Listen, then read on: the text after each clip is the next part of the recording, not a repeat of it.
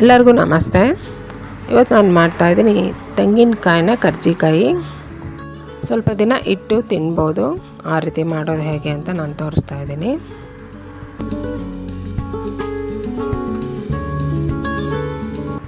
ಕೆಲವರು ಒಣ ಕೊಬ್ಬರಿಯಲ್ಲಿ ಮಾಡ್ತಾರೆ, ಆದರೆ ನಾನು ಹಸಿ ಕೊಬ್ಬರಿಯಿಂದನೇ ಮಾಡೋದು. ಹಸಿ ಕೊಬ್ಬರಿಯಲ್ಲಿ ಮಾಡಿದ್ರೆ ರುಚಿ ಜಾಸ್ತಿ ಇರುತ್ತೆ. ಮೊದಲಿಗೆ ಮೈದಾ ಹಿಟ್ಟು ತೊಗೊಂಡಿದ್ದೀನಿ. ಮೈದಾ ಹಿಟ್ಟು ಅರ್ಧ ಕೆ ಜಿ ಮೈದಾ ಹಿಟ್ಟು, 1-2 ಸ್ಪೂನ್ ತುಪ್ಪ ಹಾಕಿ, 1 ಚಿಟಿಕೆ ಉಪ್ಪು ಹಾಕ್ತಾಯಿದ್ದೀನಿ. ಸ್ವೀಟ್ ಯಾವುದೇ ಮಾಡುವಾಗಲೂ ಉಪ್ಪು ಜಾಸ್ತಿ ಹಾಕಬಾರ್ದು, ರುಚಿಗೆ ಅಂತ 1-2 ಚಿಟಿಕೆ ಹಾಕಬೇಕು ಅಷ್ಟೇ. ಈಗ ಇದಿಷ್ಟನ್ನು ಕಲಿಸ್ಕೋತಾ ಸ್ವಲ್ಪ ಸ್ವಲ್ಪ ನೀರು ಹಾಕ್ಕೊಂಡು ನಾನು ಕಲಸಿಟ್ಕೊಳ್ತೀನಿ. ಹಿಟ್ಟು ಪೂರ ಗಟ್ಟಿಯಾಗಿ ಕಲಿಸ್ಕೋಬೇಕು, ಸಾಫ್ಟಾಗಿ ಕಲಿಸ್ಬಾರ್ದು, ಗಟ್ಟಿಯಾಗಿ ಕಲಿಸ್ಕೋಬೇಕು.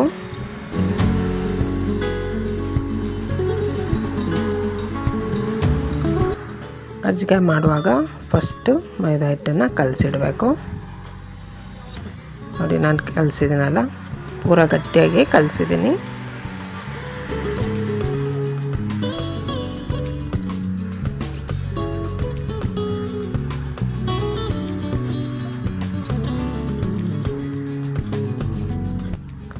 ಈ ರೀತಿ ಕಲಿಸ್ಬಿಟ್ಟು ತಟ್ಟೆ ಮುಚ್ಚಿ ಸೈಡ್ಗೆ ಇಡ್ತೀನಿ. ಈಗ ಒಂದು ಬಾಣಲೆಯಲ್ಲಿ ತುಪ್ಪ ಹಾಕ್ತಾಯಿದ್ದೀನಿ. 1-2 ಸ್ಪೂನಷ್ಟು ಹಾಕಿದ್ರೆ ಸಾಕು. ತುಪ್ಪ ಹಾಕಿ ಆಮೇಲೆ ಗೋಡಂಬಿ ಮತ್ತು ಬಾದಾಮಿನ ಚಿಕ್ಕದಾಗಿ ಹೆಚ್ಚಿ ತುಪ್ಪದಲ್ಲಿ ಹುರ್ಕೋತೀನಿ. ಕೆಂಪಾಗೋ ತನಕ ಹುರಿಬೇಕು. ಗೋಡಂಬಿ ಮತ್ತು ಬಾದಾಮಿ ಕೆಂಪಗಾದ್ಮೇಲೆ 1-2 ಸ್ಪೂನು ಗಸಗಸೆ, 2 ಸ್ಪೂನು ಬಿಳಿ ಎಳ್ಳು, ಇದನ್ನು ಇದರ ಜೊತೆಗೇ ಹುರಿತೀನಿ. ಇಷ್ಟು ಹುರಿದಾದ್ಮೇಲೆ ಒಂದು ಪ್ಲೇಟಿಗೆ ತೆಗೆದಿಟ್ಕೋತೀನಿ ನಾನು.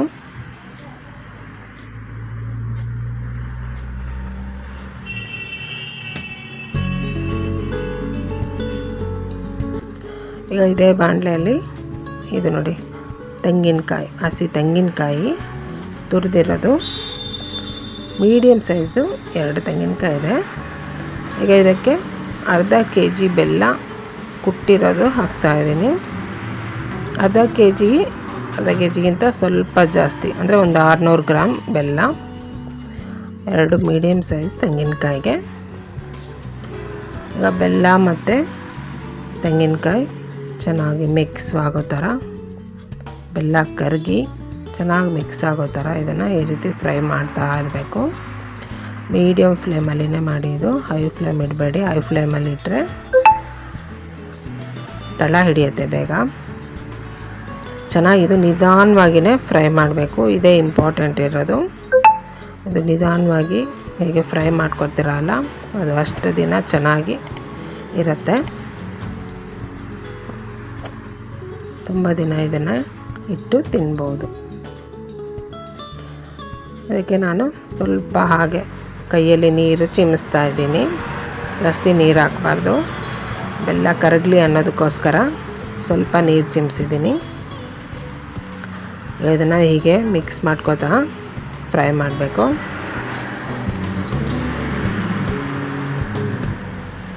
ಅದೀಗ ಬೆಲ್ಲ ಎಲ್ಲ ಕರಗಿ ತೆಂಗಿನಕಾಯಿ ಜೊತೆ ಚೆನ್ನಾಗಿ ಮಿಕ್ಸ್ ಆಗಿದೆ. ಈಗ ಇದು ಈ ರೀತಿ ಎಲ್ಲಿವರೆಗೂ ಫ್ರೈ ಮಾಡಬೇಕಂದ್ರೆ, ಇದು ಮಾಡುವಾಗ ಸ್ವಲ್ಪ ತಳ ದಪ್ಪ ಇರೋಂಥ ಪಾತ್ರೆ ತೊಗೊಂಡ್ರೆ ಒಳ್ಳೆಯದು. ಚೆನ್ನಾಗಿರುತ್ತೆ. ಮಿಕ್ಸ್ ಮಾಡ್ತಾನೆ ಫ್ರೈ ಮಾಡಬೇಕು. ಎಲ್ಲಿವರೆಗೂ ಇದು ಫ್ರೈ ಮಾಡಬೇಕಂದ್ರೆ ಪಾತ್ರೆಗೆ ತಳ ಹಿಡಿಯೋದಕ್ಕೆ ಶುರುವಾಗುತ್ತೆ. ಸ್ವಲ್ಪ ತಳ ಕೆಂಪಗಾಗ್ತಾಯಿದೆ ನೋಡಿ, ಈ ರೀತಿ ಕೆಂಪಗಾಗ್ತಾಯಿದೆ, ತಳ ಹಿಡಿತಾ ಇದೆ ಅನ್ನೋವರೆಗೂ ಚೆನ್ನಾಗಿ ಇದನ್ನು ಫ್ರೈ ಮಾಡಬೇಕು. ಇಷ್ಟಾದಮೇಲೆ ಇದು ಆಗಿದೆ ಅಂತ ಅರ್ಥ.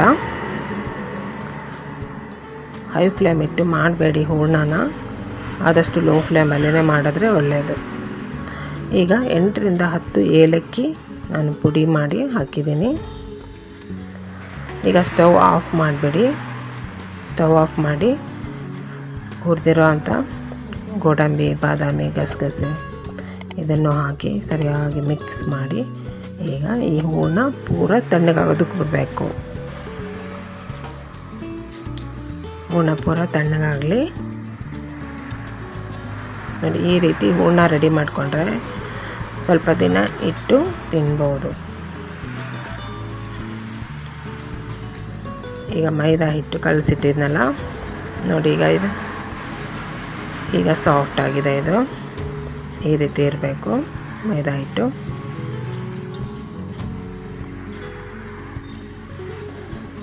ಪೂರ ಗಟ್ಟಿಯಾಗಿ ಕಲಸಿದ್ದು ಈಗ ಸ್ವಲ್ಪ ಸಾಫ್ಟಾಗಿ ಚೆನ್ನಾಗಾಗಿದೆ. ಈಗ ನೋಡಿ, ಈ ರೀತಿ ಸ್ವಲ್ಪ ಸ್ವಲ್ಪ ಹಿಟ್ಟನ್ನು ತೊಗೊಂಡು ಈ ರೀತಿ ಮಾಡ್ಕೋಬೇಕು.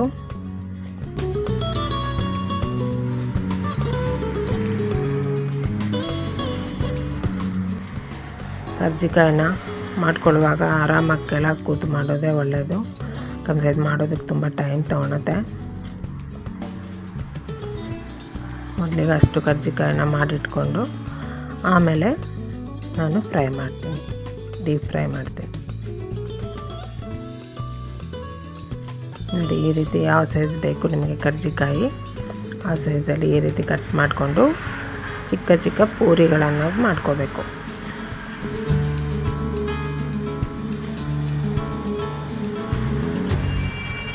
ಹಿಟ್ಟು ಹಚ್ಬಿಟ್ಟು ಲಟ್ಟಿಸ್ಕೋಬೇಕು, ಚಿಕ್ಕ ಚಿಕ್ಕ ಪೂರಿ ಮಾಡ್ಕೋಬೇಕು.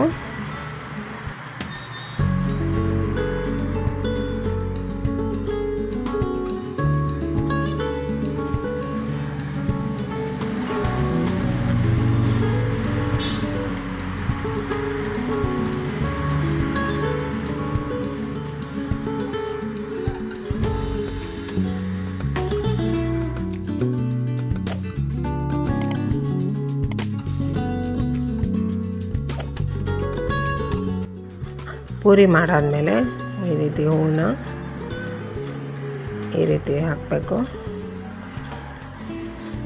ಆಮೇಲೆ ಎಡ್ಜಲ್ಲಿ ನೀರು ಹಚ್ಚಿಬಿಟ್ಟು ಲಾಕ್ ಮಾಡಬೇಕು.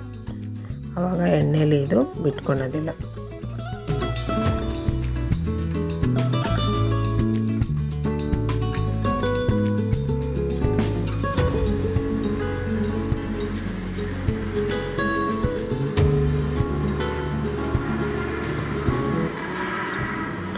ಹೀಗೆ ಸೈಡಲ್ಲಿ ಎಡ್ಜಲ್ಲಿ ಡಿಸೈನ್ ಮಾಡೋಕ್ಕೆ ಬಂದರೆ ಡಿಸೈನ್ ಮಾಡ್ಕೋಬೋದು. ನನಗೆ ಮಾಡೋಕ್ಕೆ ಬರಲ್ಲ, ಅದಕ್ಕೆ ಇಷ್ಟೇ ನಾನು ಹೀಗೆ ಲಾಕ್ ಮಾಡಿ ಬಿಡ್ತೀನಿ. ಈಗ ಕರ್ಜಿಕಾಯಿ ಕರಿಯೋದಕ್ಕೆ ರೆಡಿ ಇದೆ. ಹೀಗೆ ಅಷ್ಟನ್ನು ಮಾಡಿಟ್ಕೊಂಡು ಆಮೇಲೆ ನಾನು ಎಣ್ಣೆಯಲ್ಲಿ ಕರಿತಾ ಇದ್ದೀನಿ. ಎಣ್ಣೆ ಬಿಸಿ ಮಾಡೋಕ್ಕೆ ಇಟ್ಟಾಗಿಂದ ಅಂದರೆ ಶುರುವಿಂದ ಕೊನೆ ತನಕನೂ ಮೀಡಿಯಮ್ ಫ್ಲೇಮಲ್ಲೇ ಇರಲಿ. ಆವಾಗ ಕರ್ಜಿಕಾಯಿ ಗರಿಗರಿಯಾಗಿ ಕರಿಯೋದಕ್ಕಾಗತ್ತೆ. ಗೋಲ್ಡನ್ ಬ್ರೌನ್ ಆಗೋ ತನಕ ಕರಿಬೇಕು.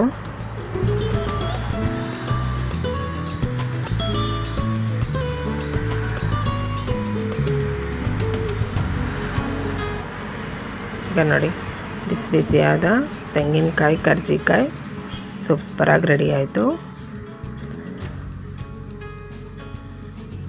ಸ್ವಲ್ಪ ದಿನ ಇಟ್ಟು ಕೂಡ ತಿನ್ಬೋದು, ತುಂಬ ಚೆನ್ನಾಗಾಗುತ್ತೆ ರುಚಿ. ಈ ರೀತಿ ಮಾಡಿ ನೋಡಿ. ನನ್ನ ವಿಡಿಯೋ ಇಷ್ಟ ಆದರೆ ಲೈಕ್ ಮಾಡಿ, ಶೇರ್ ಮಾಡಿ, ಸಬ್ಸ್ಕ್ರೈಬ್ ಮಾಡಿ. Thank you.